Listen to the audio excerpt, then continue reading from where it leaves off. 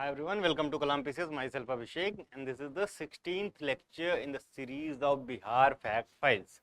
So Bihar Fact Files is the daily current affair program which is Bihar Special, ठीक है, जो कि different newspaper, magazines Bihar government द्वारा publish किए जाते हैं, ठीक है, which is very important for your 69 BPSC prelims and other exams which are approaching.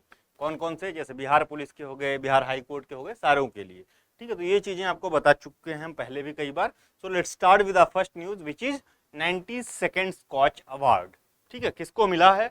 तो चाइल्ड लेबर ट्रैकिंग सिस्टम को, ठीक है, child labour tracking system Bihar को गोल्ड अवार्ड मिला है 92nd स्कॉच समिट में जो अवार्ड दिया गया है, ठीक है। तो इसके बारे में थोड़ा सा जानते हैं, ज्यादा इसमें पूछेगा नहीं आपसे, ठीक है। तो इतना ही, 92nd स्कॉच समिट हुई कहाँ पे? तो doctor Ambedkar international centre new Delhi में 27 मई 2023 को, ठीक है, 27 मई 2023 को, ठीक है। चाइल्ड लेबर ट्रैकिंग सिस्टम के लिए श्रम संसाधन विभाग को, किसको दिया गया?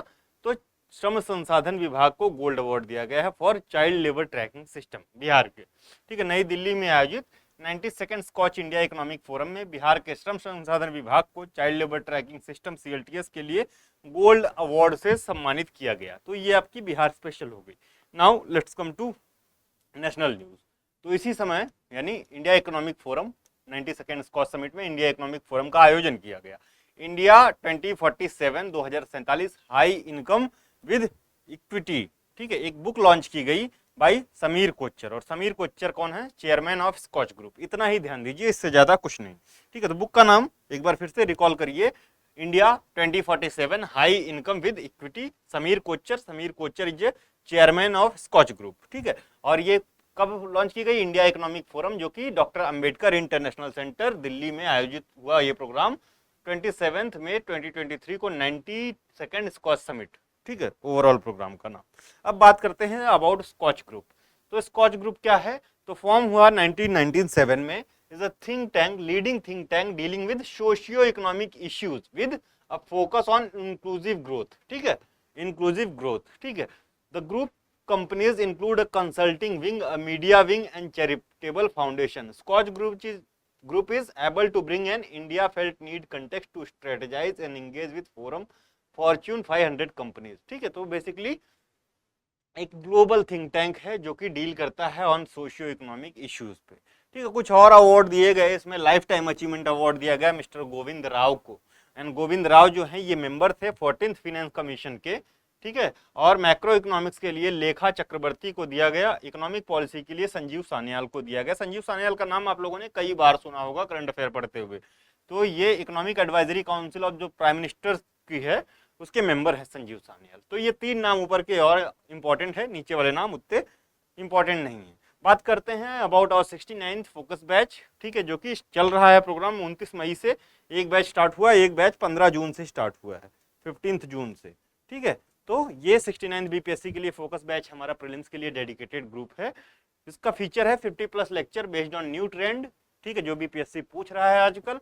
50+ लेक्चर्स होंगे ऑफ 150+ आवर्स के। क्लास हैंड आउट प्रोवाइड किया जाएगा after each lectures and there will be 7 sectional as well as 7 full length test in this section and a current affair booklet will also provided, जिसमें ये कोशिश की गई है कि आपका नाइदर बिहार स्पेशल या तो नेशनल इंटरनेशनल करंट जो है उस वहां से कोई भी पार्ट छूटे ना। ये सारा जो आपका 30 से 32 नंबर का जो करंट अफेयर आता है लगभग यहीं से कवर हो जाएगा। So this is totally dedicated batch, ठीक है, कि आपका 69 BPSC क्लियर हो पाए अगर आप डेडिकेटेडली फॉलो कर रहे हैं। साथ में ये आपका जो डेली का फ्री इनिशिएटिव है बिहार फैक्ट फाइल, इसको भी आपको फॉलो करना है। Now there will be also a PYQ discussion which is totally free on our YouTube channel. अभी स्टार्ट नहीं हुआ है but will start very soon. The entire program will available only in online mode and the fee will be 4,999 rupees only. So don't waste your time. जल्दी से जल्दी join करें और हम आगे बढ़ते हैं अपने नेक्स्ट न्यूज पे। So our next news is Gandak canal dam suddenly broke in Siwan. तो द न्यूज इज कि ये गंडक, ईस्टर्न गंडक कनाल का एक छोटा सा पार्ट है जो ब्रोक हुआ है सिवान डिस्ट्रिक्ट में। Basically the Gandak river doesn't pass through Siwan district, ये भी ध्यान दीजिएगा, ठीक है। तो ऐसा भी क्वेश्चन आपसे पूछ सकता है कि गंडक नदी कौन कौन से जिलों से गुजरती है, क्या होके गुजरती है? गंडक बेसिकली ओरिजिनेट होती है तिब्बत में, नेपाल और तिब्बत के बॉर्डर पे मानसरोवर हिल्स के पास में, ठीक है। तो ये वहां से ओरिजिनेट होती है। तो incident of sudden dam break कहाँ पे हुआ, तो Khawaspur village of Lakri Nabiganj block में हुआ है। गंडकी रिवर, जिसको गंडक या और किस नाम से, नारायणी रिवर के नाम से भी जानते हैं। तो नारायणी रिवर बेसिकली नेपाल में इसको नारायणी रिवर कहते हैं, ठीक है।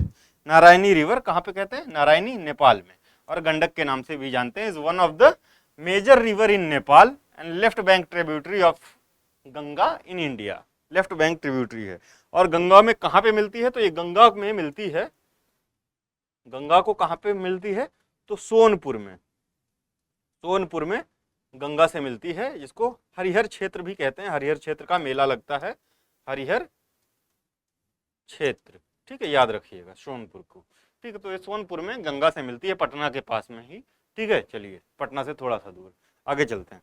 The river source is at the border with Tibet at Nhubine Himal glacier, ठीक है, नहुबिन हिमल ग्लेशियर, जो कि 6268 मीटर्स की हाइट पे है, ठीक है।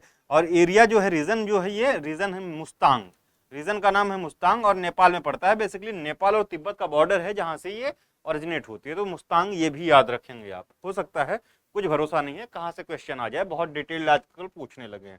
The entry point of the river at the Indo Nepal border, ठीक है, इंडिया नेपाल के बॉर्डर में जो एंट्री करता है, इज ऑल्सो द कॉन्फ्लुएंस, ठीक है, कॉन्फ्लुएंस ऑफ 3 रिवर्स, ठीक है, जहां पे ये इंटर करती है। तो तीनों रिवर कौन कौन सी, एक तो गंडक इटसेल्फ है, दूसरी पंचनाद है, और तीसरी सोनहा रिवर है, ठीक है। ये तीन मिलके वेस्टर्न चंपारण के पास में, वेस्टर्न चंपारण के पास में क्या बनाते हैं, त्रिवेणी बनाते हैं, ठीक है, त्रिवेणी बनाते हैं, ठीक है। जहां पे ये इंडिया में महाराजगंज में, basically Maharajganj, western Champaran, Maharajganj of Uttar Pradesh, western Champaran और नेपाल, ये तीनों के बॉर्डर में ये त्रिवेणी फॉर्म होता है, ठीक है, याद रखिएगा। चलिए त्रिवेणी बनाते हैं, ठीक है, आगे बढ़ते हैं। नाउ त्रिवेणी आपका मतलब समझ है, 3 नदियों का Confluence is called Triveni. The Gandak इंटर्स India at first in Maharajganj district, उसके बाद महाराजगंज में 20-25 किलोमीटर चलती है, उसके बाद ये कुशीनगर से होते हुए बिहार में एंटर करती है, बिहार में, और कहाँ पे, वेस्टर्न चंपारण डिस्ट्रिक्ट में वाल्मीकि नगर के पास में एंटर करती है, याद रखिएगा। आगे बढ़ते हैं। The Gandak flow south east, ठीक है, वाल्मीकि यहाँ से साउथ ईस्ट फ्लो करती है 300 किलोमीटर इन बिहार, ठीक है, Gangetic plain of Bihar through. तो पहला डिस्ट्रिक्ट वेस्ट चंपारण, दूसरा गोपालगंज, तीसरा सारण, और चौथा मुजफ्फरपुर, ठीक है, मुजफ्फरपुर। तो ये 4 जिलों से होके गुजरती है गंडक, ठीक है। अभी और भी नदियां देखेंगे हम 1 बाई 1, नॉर्थ बैंक, जितनी भी नॉर्दर्न रिवर्स हैं, गंगा की लेफ्ट बैंक ट्रिब्यूटरीज हैं, उनको 1 बाई 1 करके हम एक बार देख लेंगे, ठीक है। It joins Ganga near Patna, just downstream of Hajipur at Sonpur, near Patna यानी सोनपुर में, पटना में नहीं, सोनपुर याद रखिएगा, हाजीपुर से थोड़ा सा नीचे सोनपुर में। और सोनपुर को और किस नाम से जाना जाता है, जहाँ पे वर्ल्ड का बिगेस्ट जो है कैटल फेयर लगता है, जिसको हरिहर क्षेत्र के नाम से भी जाना जाता है।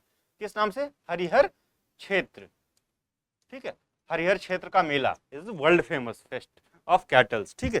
चितवन नेशनल पार्क और वाल्मीकि नेशनल पार्क या tiger reserve is the only tiger reserve in Bihar, ये भी याद रखिएगा, वाल्मीकि टाइगर रिजर्व। तो चितवन नेशनल पार्क और वाल्मीकि टाइगर रिजर्व बेसिकली एक ही एरिया है, बस वो नेपाल में पड़ जाता है, इस वजह से उसका चितवन नेशनल पार्क नाम है, नेपाल गवर्नमेंट का वो है नेशनल पार्क, और हमारे पास वाल्मीकि नेशनल पार्क है, ठीक है, एक ही एडजेसेंट एरिया है।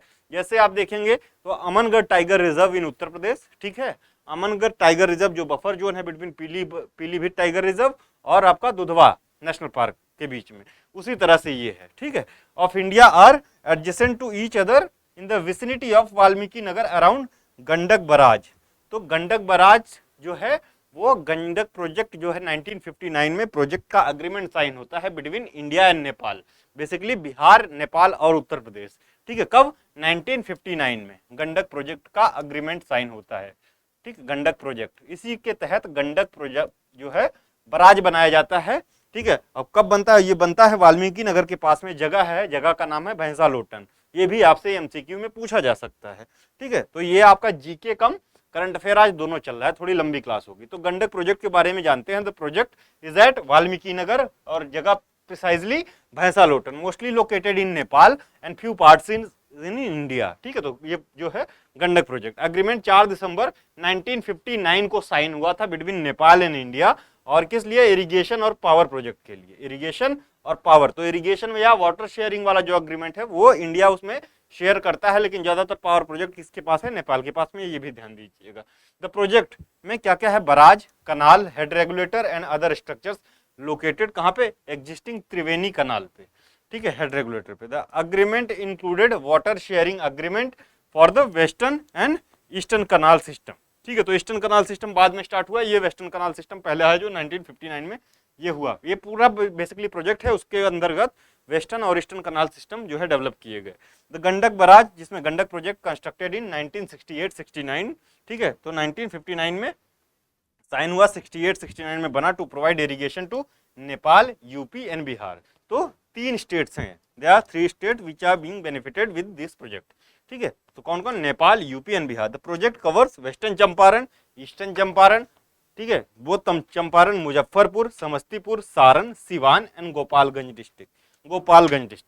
The eastern Gandak canal project जो कि 1960 में बिगन हुआ, कब, eastern Gandak canal project was begin इन 1960, ठीक है, which was completed in 75 only, ठीक है, 1975 में। और ये जो कनाल ब्रेक हुआ है, कनाल या बैराज जो ब्रेक हुआ है, वो ईस्टर्न कनाल का ही पार्ट है, ठीक है। And the main canal system was completed in 1975 only, ठीक है, ये ध्यान दीजिएगा। Additionally a Gandak hydro power station of 15 megawatt was constructed and commissioned along the bypass to eastern Gandak canal, ठीक है। तो ये 2 चीजें हो गई, eastern and western Gandak canal system. Now let's have a look on the river और left bank tributaries of Ganga in Bihar. तो 1 bye 1 करके देखते हैं, आपसे वेस्ट टू ईस्ट मिलाने के लिए भी पूछ सकता है। तो westernmost river in Bihar, ठीक है, जो गंगा की ट्रिब्यूटरी है या लेफ्ट बैंक ट्रिब्यूटरी है, तो वेस्टर्न मोस्ट रिवर कौन पड़ती है, तो westernmost river is Ghaghara, ठीक है, घाघरा। तो आपको ऐसे मिलाने के लिए आ गया, तो westernmost Ghaghara, then Gandak, Ghaghara के बाद कौन सी, गंडक, ठीक है, गंडक, गंडक के बाद बूढ़ी गंडक, ठीक है, बूढ़ी गंडक। अब बूढ़ी गंडक के बारे में और गंडक के बारे में आप कंफ्यूज मत होइएगा, बूढ़ी गंडक जो है बिहार में ही ओरिजिनेट होती है, बिहार में ही, ठीक है। वेस्टर्न चंपारण डिस्ट्रिक्ट में कौन सी जगह, तो सोमेश्वर हिल रेंज है, सोमेश्वर हिल रेंज, ठीक है, जो कि शिवालिक हिमालय का पार्ट है, Someshwar hill range, and this is the highest hill range of Bihar, ठीक है, हाईएस्ट है, ठीक है, सबसे ऊंची पहाड़ी पर्वत श्रेणी है बिहार की सोमेश्वर रेंज, ठीक है। और जो शिवालिक रेंज का ही पार्ट है, यहीं से निकलती है आपकी बूढ़ी गंडक, ठीक है, ये ध्यान दीजिएगा। तो घाघरा, गंडक, बूढ़ी गंडक, उसके बाद ये बीच में छोटी नदियां माही वगैरह हैं, लेकिन वो वाली माही नहीं है, गुजरात वाली, ये ध्यान दीजिएगा। एक छोटी सी नदी माही है, ठीक है, बाया है, इसको भी ध्यान दीजिएगा, आप पढ़ते समय एक बार क्लियर कर लीजिए। घाघरा के बाद माही आ जाती है, ठीक है, और इसके गंडक के बाद बाया आ जाती है, फिर बूढ़ी गंडक आती है। Then Bagmati, Adhwara, Adhwara river system है, कमला है, जिसको कमला बालन, 2 रिवर्स हैं, एक बालन रिवर है, एक कमला, कमला बालन के नाम से भी, भूतही रिवर है, एंड कोशी है, कोशी के बाद आपकी महानंदा है। तो सबसे जो है ईस्टर्न साइड में कौन सी है, महानंदा रिवर सिस्टम है, ठीक है। तो आपने देखा होगा कोसी मेची लिंक जो है, तो जो मेची रिवर है, कोशी मेची लिंक प्रोजेक्ट जो है बिहार का, इस पे भी क्वेश्चन बीपीएससी प्री में पूछा जा सका है, कोसी मेची पे, कोसी मेची पे, ठीक है। तो जो बिहार का कोसी मेची लिंक प्रोजेक्ट है, तो मेची जो रिवर सिस्टम है वो महानंदा रिवर की ही ट्रिब्यूटरी है। ट्रिब्यूटरी किसकी है, महानंदा रिवर की ट्रिब्यूटरी है मेची। और इस मेची और कोसी को लिंक किया जा रहा है कि कोसी का जो एक्स्ट्रा पानी है, ठीक है, कोसी का जो एक्स्ट्रा पानी है वो मेची में ट्रांसफर किया जा सके, ठीक है, क्योंकि कोसी को क्या कहा जाता है, सौरो ऑफ बिहार, ठीक है, ये भी ध्यान दीजिएगा। चलिए, तो हमने मोर और लेस नॉर्दर्न रिवर्स जो है बिहार की, गंगा की जो लेफ्ट बैंक ट्रिब्यूटरीज हैं उनको देख लिया है। तो लेफ्ट टू राइट आपको मिलान करना भी आ गया होगा, ठीक है। Now Patna high court on the collapse of Sultanganj, ठीक है, और अगवानी घाट ब्रिज पे किसको सम्मन किया है, बेसिकली एमडी को, ठीक है, किसके, SP Singla constructions private limited company का नाम है, और एसपी सिंगला इनके एमडी का भी नाम है, to appear with the team before the court की क्या रीजन है, क्यों कोलैप्स हुआ है, ठीक है। और इनके दो बार डैम जो है 18 महीने में 2 बार जो है ब्रिज कोलैप्स हो चुके हैं। तो ये बड़ी न्यूज बन जाती है, ठीक है, बड़ी न्यूज बन जाती है। 1700 करोड़ रुपए का प्रोजेक्ट था, all set to be inaugurated in December 31, 2023 में इसका इनॉग्रेशन होना था, लेकिन ढह गया, ठीक है। तो इसको आप, ये कहाँ पे हुआ है, तो ये सुल्तानगंज भागलपुर में, अगवानी घाट खगड़िया में पड़ता है, इसको कनेक्ट करता। ठीक है। तो ये भागलपुर में ही जो गिरा है, भागलपुर वाले रीजन में गिरा है, खगड़िया वाले रीजन में नहीं है, ठीक है। तो सुल्तानगंज से अगवानी घाट को कनेक्ट करता है, तो अगवानी घाट खगड़िया में पड़ता है और सुल्तानगंज जो है वो भागलपुर में पड़ता है, ये ध्यान दीजिएगा। तो इन दोनों को आपस में जोड़ता है ये पुल, ठीक है। It's been 8 years in the making but has collapsed twice in past 18 months। तो 18 महीने में 2 बार गिर चुका है और 8 साल से बन रहा है, ठीक है। SP Singla construction private limited has come under the scanner for its ongoing and completed project in Assam, ठीक है। तो जो अभी रिसेंटली कंप्लीट हुआ है, इसका इनोग्रेट हुआ है प्रोजेक्ट असम में। तो ये गुवाहाटी नॉर्थ, गुवाहाटी और कोलिया बोमोरा ब्रिज बनाया है इन्होंने ब्रह्मपुत्रा रिवर के ऊपर, तो इसका भी इंस्पेक्शन किया जाना स्टार्ट किया गया है, ठीक है। तो ये पूरा है। इस पुल की लंबाई कितनी है ये शायद क्वेश्चन ना ही पूछे, फिर भी एक बार देख लीजिएगा। आगे बढ़ते हैं, ठीक है। टोटल प्रोजेक्ट्स किस राज्य में सिंगला ग्रुप के कितने प्रोजेक्ट है? तो बिहार में अकेले जो है ये ग्रुप 7 प्रोजेक्ट्स पे काम कर रहा था। यूपी में 4, असम में 4, गुजरात में 4, राजस्थान में 3, पंजाब में 3, महाराष्ट्र में 3 प्रोजेक्ट्स। तो काफी बड़ी कंपनी है, ठीक है, सिंगला, ठीक है। और देख ही रहे हैं बाकी। द बरना फेस्टिवल क्या है? बरना फेस्टिवल, तो Barna festival is related to Tharu tribe. Tharu tribe आपको पता है, थारू जनजाति उत्तराखंड से लेके उत्तर प्रदेश बिहार तक में पाई जाती है। तराई रीजन वाला जो एरिया है, ठीक है, उत्तराखंड का भी और यूपी का भी और बिहार में, तो तराई वाले जो एरिया हैं इसमें जो है ये थारू जनजाति मूलतः पाई जाती है, ठीक है। थोड़े से मंगोलॉइड्स हैं, लेकिन अपने आप को सिसोदिया वंश के राजपूत का क्या मानते हैं? सिसोदियाज जो हैं, सिसोदियाज के डिसेंट्स मानते हैं अपने आप को, ठीक है। लेकिन इनके अंदर जो वो है वो मंगोलॉइड्स है, जो फीचर्स है ये मंगोलॉइड्स का है, ये ध्यान दीजिएगा। अभी बात करते हैं 2 मिनट। तो बिहार गवर्नमेंट ने थरूहट क्षेत्र या थरूहट एरिया डेवलपमेंट स्कीम लेके आया है बिहार गवर्नमेंट।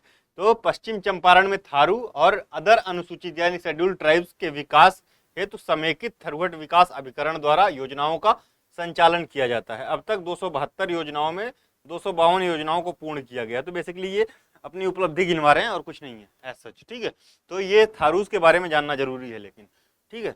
तो the Barna festival of Bihar take place in the Tharuhat region. तो थरूहट रीजन वही वेस्टर्न चंपारण वाला जिसमें सोमेश्वर हिल रेंज वाला रीजन है, ठीक है, जो शिवालिक की पहाड़ियां हैं वहीं पे ये थारू जनजाति पाई जाती हैं। बेसिकली कहाँ पे? तो ये देखिए आपका इंडिया नेपाल, ये चितवन। तो this region of Bihar western Champaran ये थरूहट रीजन, ठीक है। तो ये आपको क्लियर हो रहा होगा अगर दिख रहा होगा तो, ठीक है। तो ये उधम सिंह नगर नैनीताल से लेके जो यूपी का जो रीजन है, तराई रीजन से लेके यहाँ तक फैले हुए हैं, ठीक है, पूरे बिहार तक। द फेस्टिवल क्या है? तो ऐसे ही बात कर लेते हैं।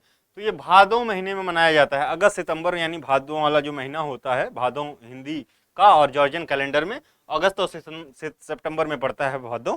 तो इसमें मनाया जाता है। बेसिकली इसमें क्या होता है, 48 आवर्स का कंप्लीट लॉकडाउन होता है जब ये फेस्टिवल बरना फेस्टिवल मनाया जाता है। तो कोई अपने घर से बाहर भी नहीं निकलता है और शाम को कोई भी प्लांट्स उस पूरे फेस्ट के टाइम पे कोई भी प्लांट कटिंग कुछ नहीं होता है, कंप्लीट होता है। तो बेसिकली ये सस्टेनेबल डेवलपमेंट को भी प्रमोट करता है, ठीक है। तो इसका जो है अपना इम्पोर्टेंस है, इन्वायरमेंटल इम्पोर्टेंस है। तो ये Barna festival is related to Tharu tribe, ठीक है। जैसे नवरात्र में 9 कन्याओं का पूजन होता है, उनको खिलाया जाता है, इसमें भी वही है सिस्टम। बेसिकली नेचर स्पेसिफिक है। The festival is specifically celebrated in the residential area of Tharuhat area of Valmiki Nagar, ठीक है, वाल्मीकि नगर वेस्टर्न चंपारण में है। The festival occurs during the month of Bhadav which falls in August and September. During the festival, the Tharu community engages in the worship of the plants. ठीक है, तो plants की worshipping होती है, प्लांट्स की कटिंग नहीं होती, हर चीज प्रोहिबिटेड होता है। इवन घर से बाहर निकलना भी बंद होता है, कहीं नहीं जा सकते। जिस तरह से कोविड लॉकडाउन के प्रोसीजर्स थे उससे भी टफ प्रोसीजर्स होते हैं, ठीक है। और इवन शाम के 5 बजे के बाद पानी भरना भी मना होता है, ठीक है। तो Tharu are the tribe found in Terai region bordering Nepal and India. About 6.6% of the total population of Nepal are Tharu, ठीक है। तो 6.6% बहुत लंबी पॉपुलेशन होती है, ठीक है।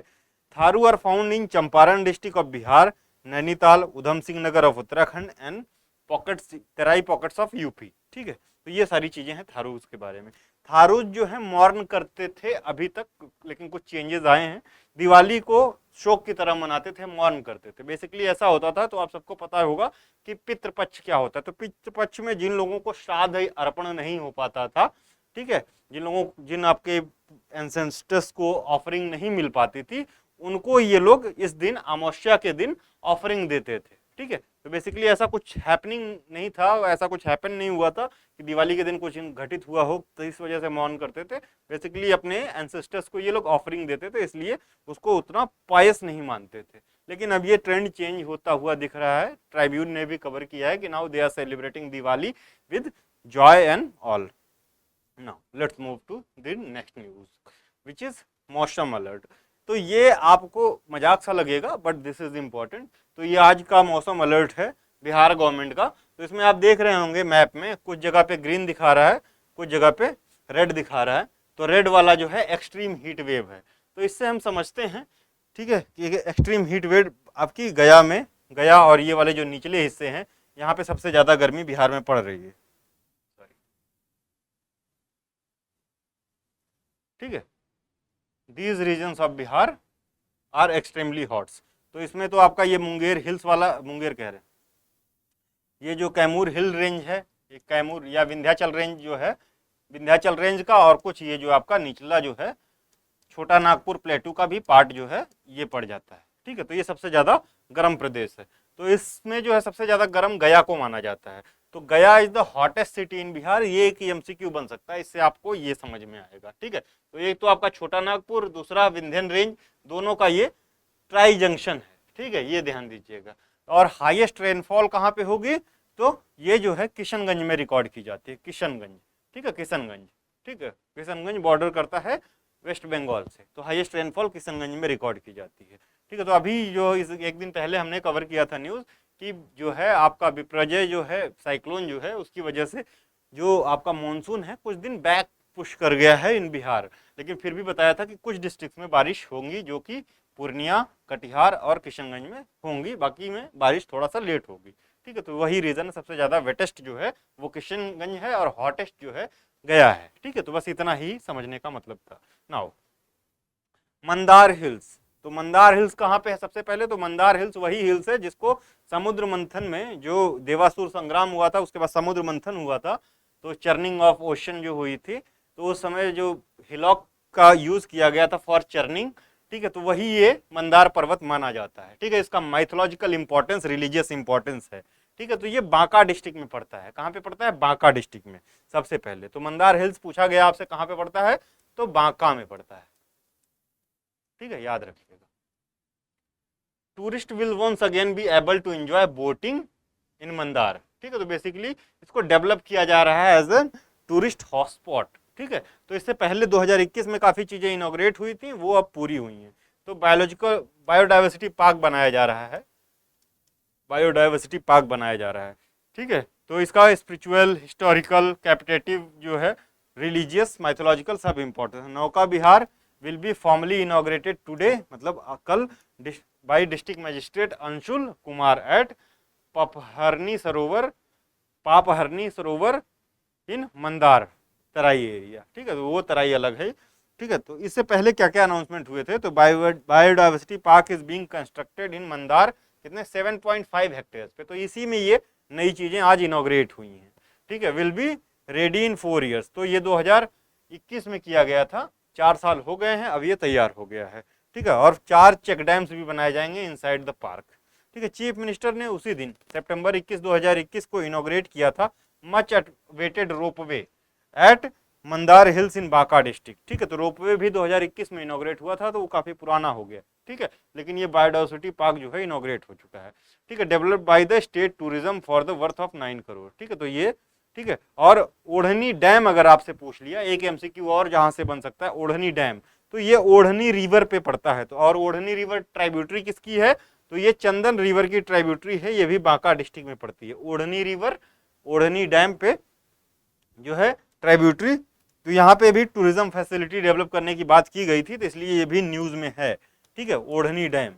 न्यूज में है। तो ओढ़नी रिवर पे, ओढ़नी रिवर चंदन रिवर की ट्रिब्यूटरी है, ये ध्यान दीजिएगा। चंदन रिवर बांका में पड़ती है, जो बगल में इसके रिवर बहती है वो अजय रिवर है, यानी राइट बैंक ट्रिब्यूटरी किसकी है, गंगा की। ठीक है, राइट बैंक ट्रिब्यूटरी चंदन रिवर जो है ये राइट बैंक ट्रिब्यूटरी गंगा की है, और ओढ़नी रिवर जो है वो ट्रिब्यूटरी है चंदन की।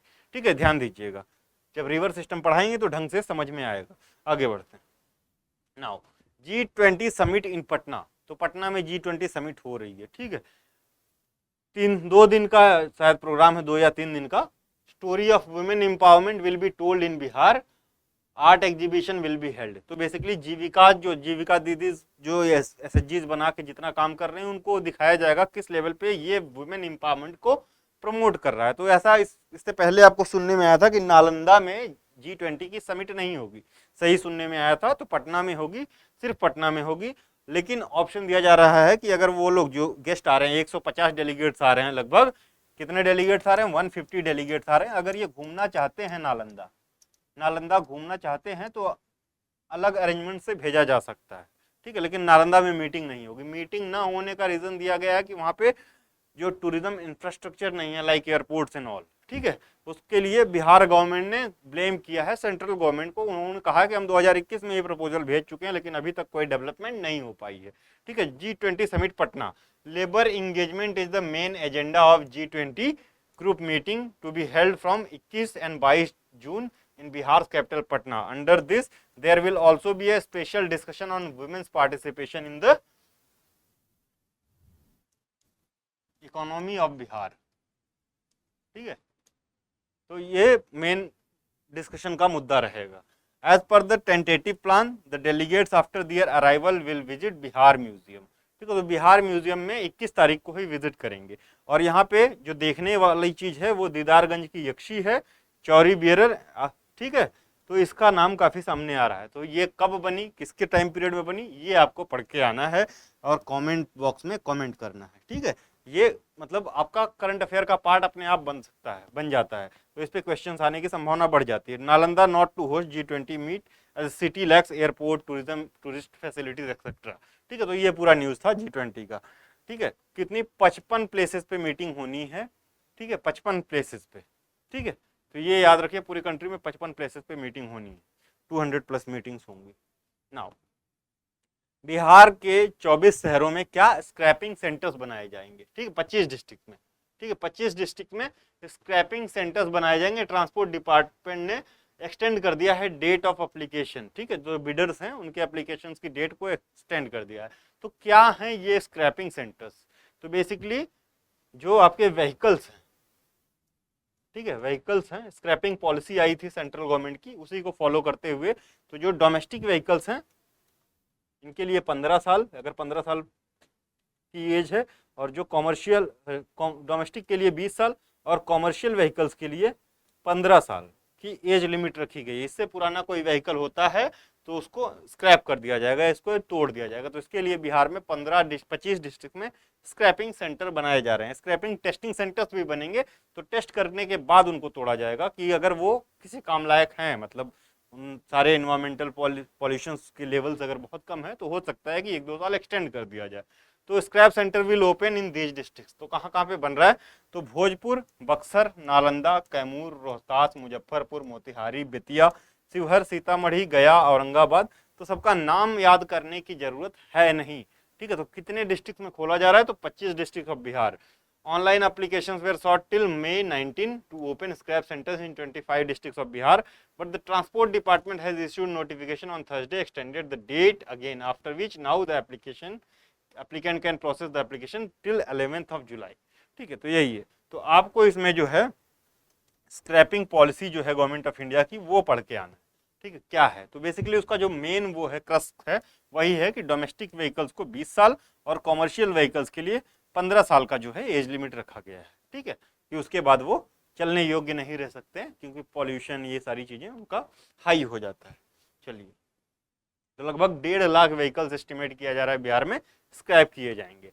ठीक है, तो डिवोटीज जो है coming from Russia, Ukraine for Jagannath Rath यात्रा। तो आपने पुरी की जगन्नाथ रथ यात्रा सुनी होगी, लेकिन ये पटना की जगन्नाथ रथ यात्रा है और काफी फेमस है।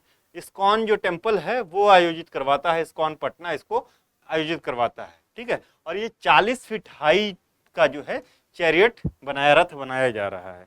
Jagannath Rath Yatra will have a special chariot made of 40 feet high hydraulic system, ठीक है, hydraulic system. There will be a rock band ahead of the Rath Yatra, जैसे आगे खींचने के लिए बना होता है। A special chariot is being prepared in the temple premises. The idol of the lord Jagannath, Balbhadra and their sister Subhadra will kept from the ISKCON temple during the Rath Yatra, ठीक है। तो यही है, 20 जून को कैपिटल सिटी पटना में ये रथ यात्रा निकाली जाएगी, तो ये इंपॉर्टेंट है। तो इसके लिए आपको जगन्नाथ की रथ यात्रा भी पढ़नी चाहिए जरूर, जो लोग इंटरेस्टेड हैं वो भी पूछा जा सकता है, ठीक है। तो ये दोनों करंट अफेयर की न्यूज आप ध्यान देंगे, ठीक है। आगे बढ़ते हैं।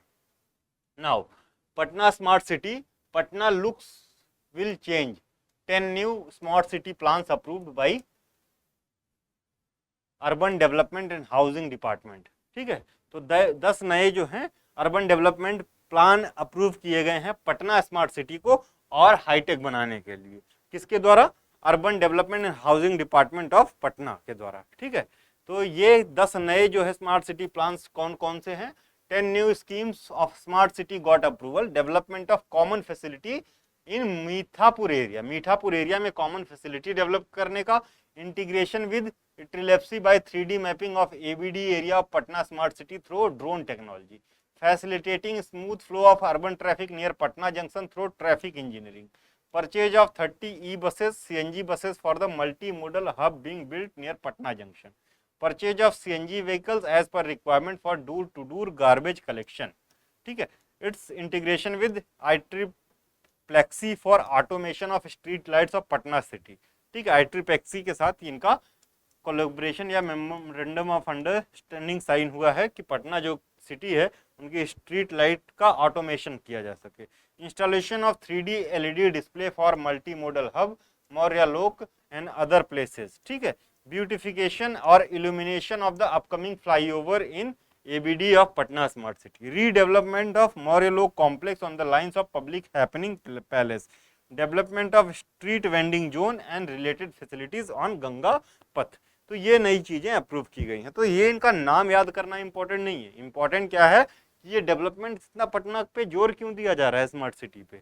सो जो 2022 की स्मार्ट सिटी की रैंकिंग आई थी, इसमें पटना जो है वो पीछे चला गया था 28 प्लेस से, ठीक है। और कोई भी बिहार में 4 स्मार्ट सिटीज हैं, कोई भी अंडर 75 में परफॉर्म नहीं कर पाया था। देखते हैं तो Patna rank 82nd among top 100 smart cities in the country. अभी भी हालत खराब है, अभी भी जो इस बार की रैंकिंग आएगी उसमें भी हालत अच्छी नहीं आएगी क्योंकि कुछ हो नहीं पाया है, ठीक है। तो 82nd पोजीशन आई थी 2022 में, अभी भी ये करंट अफेयर वही है, कुछ नया नहीं आया है। और एग्जाम से पहले अगर रैंकिंग नहीं आई तो यही आपको जानना होगा, ठीक है। टॉप 100 स्मार्ट सिटीज में 82 रैंक आई थी, 4 हैं टोटल बिहार में। Other 3 smart cities of Bihar however have done better than Patna. Patna का सबसे वर्स्ट परफॉर्मेंस था। भागलपुर का 76 है, ठीक है, भागलपुर का 76 है, ठीक है, स्कोर 21.80, पटना का 17 पॉइंट समथिंग है स्कोर, ठीक है। मुजफ्फरपुर का 78 है, ठीक है, मुजफ्फरपुर 78 है और बिहार शरीफ 81 है। तो आपको पता चल गया है, बताने का मतलब यही था कि कितनी स्मार्ट सिटीज हैं पटना में, क्या रैंकिंग रही थी। तो पटना है, पटना के बाद भागलपुर है, भागलपुर के बाद मुजफ्फरपुर है, उसके बाद आपका बिहार शरीफ नालंदा है, बिहार शरीफ, ठीक है। पटना का 82nd है, भागलपुर का सबसे सही रैंकिंग है 76 है, मुजफ्फरपुर का 78 है और बिहार शरीफ का 81 है, ठीक है। तो ये रैंकिंग है, याद रखिएगा। इस बार की नई रैंकिंग आती है, उसको इम्प्रूव करने के लिए ये सारी चीज़ें की जा रही हैं, ठीक है। चलिए आगे बढ़ते हैं। Now so this was the last news of the day, ठीक है। फोकस बैच के बारे में हम लोग डिस्कस कर चुके हैं। तो वीडियो अच्छी लगी हुई हो तो please like share and subscribe. जितने ज़्यादा लोगों के साथ शेयर कर सकते हैं, जितने ज़्यादा लोगों को दिखा सकते हैं तो उतना कीजिए प्लीज़, ठीक है, ताकि और लोगों को इस प्रोग्राम के बारे में पता चले। So for now thank you, thanks for watching.